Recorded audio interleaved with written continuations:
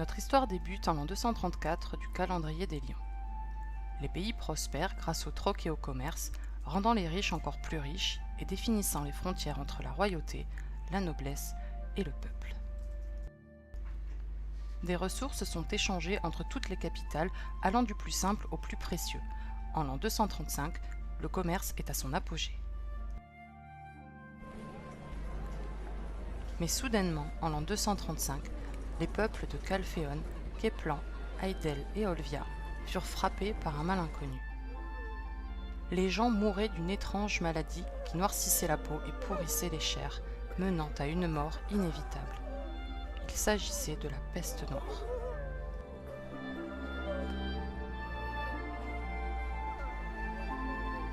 On présuma qu'elle était apportée par les marchands valenciens. Personne ne fut épargné. Les gens se méfièrent les uns des autres, rompant tous liens sociaux ou commerciaux. Ceux qui étaient infectés ou soupçonnés de l'être furent déportés en dehors des capitales et chassés de la civilisation.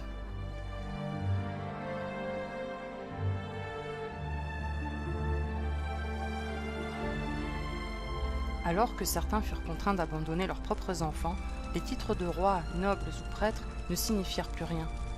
Tous pouvaient être bannis au même titre que les petites gens, rejoignant les bûchers au milieu de leurs biens et des cadavres pourrissants. La peste qui avait changé la face du monde disparut aussi subitement qu'elle était arrivée, non sans marquer les esprits.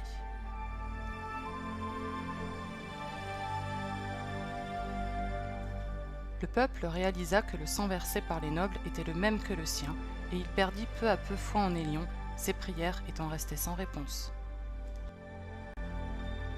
Les survivants de la noblesse de chacune des nations cherchèrent frénétiquement un responsable. Ils se rassemblèrent à Calphéon et prirent la décision de rétablir l'ordre en désignant Valencia, la nation du désert, comme source de la peste. Les prêtres des lions proclamèrent que la catastrophe était le fruit de recherches menées par les alchimistes valenciens autour de la pierre noire. Ainsi, le roi de Calphéon prit la décision d'entrer en guerre au prétexte de s'assurer le contrôle du désert, plus grande réserve connue de pierre noire. Les classes modestes prenant peu à peu conscience de la valeur de leur labeur, il leur fut promis de meilleures indemnisations et salaires. Une alliance fut créée et un long bain de sang contre le royaume de Valencia débuta.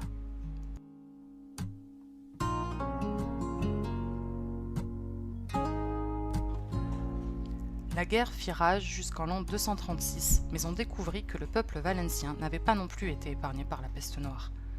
Les prêtres furent tournés en dérision pour leurs fausses déclarations d'hérésie à l'égard des Valenciens et leur statut commença à être remis en question. Ceci n'empêcha pas la guerre de se poursuivre, la haine à son origine étant sans cesse renouvelée.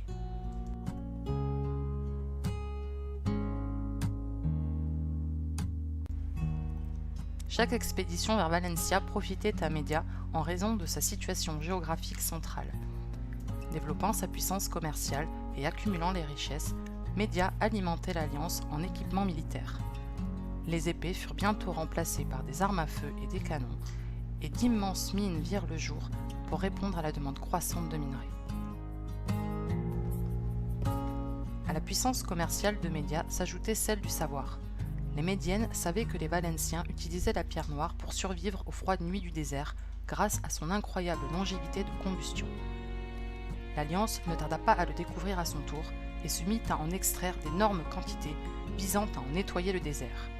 Les Médiennes informèrent l'Alliance de leurs besoins en pierre noire pour alimenter leur fonderie et produire de la poudre à canon.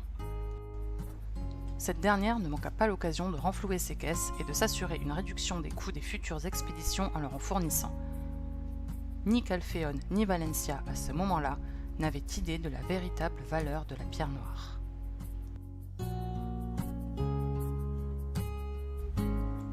Alors que les Médiennes accumulaient la pierre noire à bas prix, une cité fut construite que de puissants murs vinrent ensuite protéger, Altinova. Ce conflit meurtrier dura près de 30 ans avant qu'une violente tempête de sable n'ampute Calphéon de son roi et de la majorité de son armée.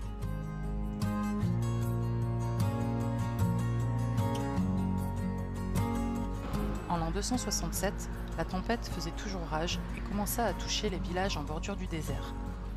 Les eaux se mirent à monter, engloutissant les villes portuaires ainsi que leurs navires. des pluies diluviennes et des tornades ravagèrent l'intérieur des terres, affectant la faune et la flore de ces régions.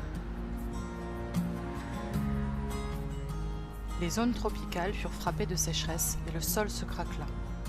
La géographie mondiale en fut modifiée. Si la peste n'avait pas épargné les hommes, les cataclysmes naturels rendirent le monde méconnaissable.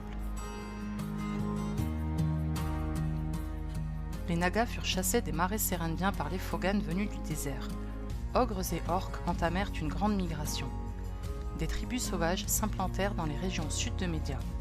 Les frontières des différentes nations avaient été endommagées et les sauvages en profitèrent pour investir des campagnes, se livrant au pillage peu après.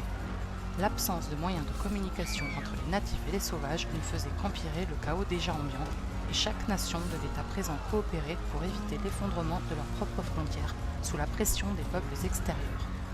L'alliance de Calphéon n'était plus qu'un détail du passé.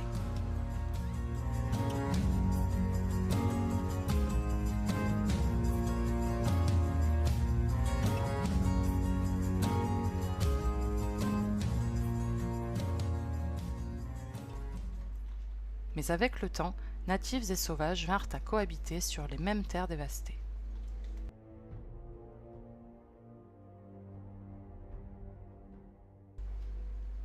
En l'an 275 du calendrier des Lions, les cités de Képlan, Aidel et Olvia entamèrent de rétablir les routes commerciales vers Valencia et passant par Média, n'ayant d'autre choix pour renflouer leurs caisses vidées par la guerre.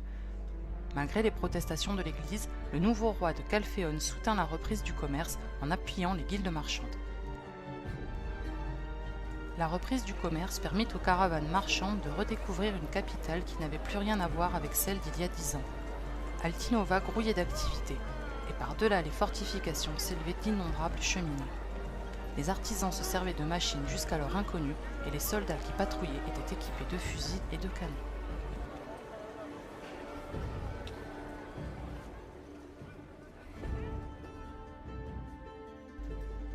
La guilde marchande de Calphéon tenta de dénicher l'origine de ce développement effréné, mais Média savait conserver ses secrets. Un premier indice fut trouvé dans le désert noir. Des soldats valenciens gardaient un camp en plein désert, ce qui souleva l'attention de Calphéon, curieuse de comprendre les raisons qui pouvaient pousser à protéger un simple gisement de combustible à four.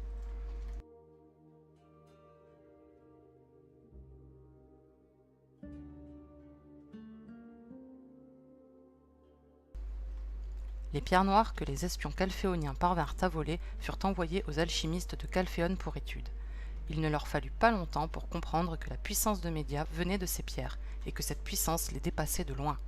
Ainsi, les récits au sujet des propriétés magiques de la pierre noire étaient vrais et la rumeur se répandit jusqu'aux autres cités. Chaque nation s'efforça alors de constituer sa propre réserve de pierre noire.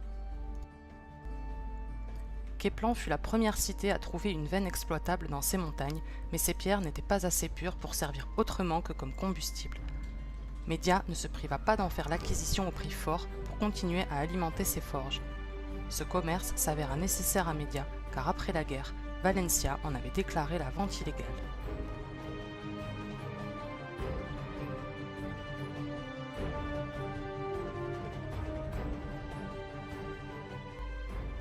Une autre veine fut découverte dans les marais de Serendia après que les graviers noirs récupérés sur un jeune naga s'avérèrent être des pierres noires.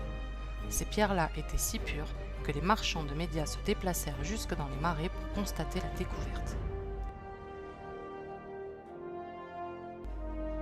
Ces différents événements rendirent Calphéon de plus en plus nerveuse, qui malgré tous ses efforts ne parvenait pas à découvrir le moindre gisement dans son royaume.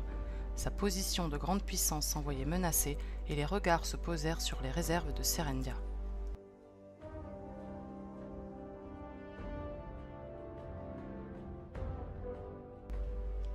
Mais la peste, la guerre et les différents pillages des populations sauvages immigrées avaient affaibli et réduit la population de Calphéon, épuisée par tous ces désastres.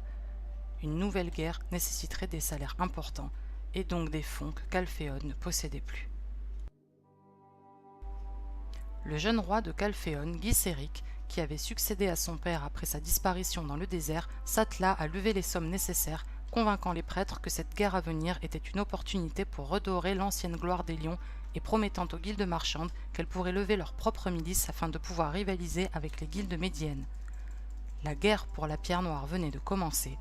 une guerre d'avidité. L'année suivante, Keplan fut la première victime de ce nouveau conflit. Mais Calphéon fut stoppé dans sa soif de conquête par le château d'Aidel.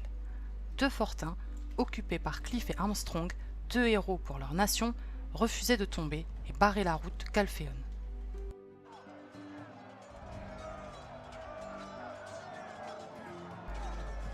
Le roi Guy mit sur pied une force de 300 guerriers d'élite et infiltra le château d'Aidel en utilisant la rivière qui le bordait. Surpris, les défenseurs ne purent empêcher la mise à sac. Cliff, qui conduisait ses forces depuis l'extérieur, ne put revenir à temps.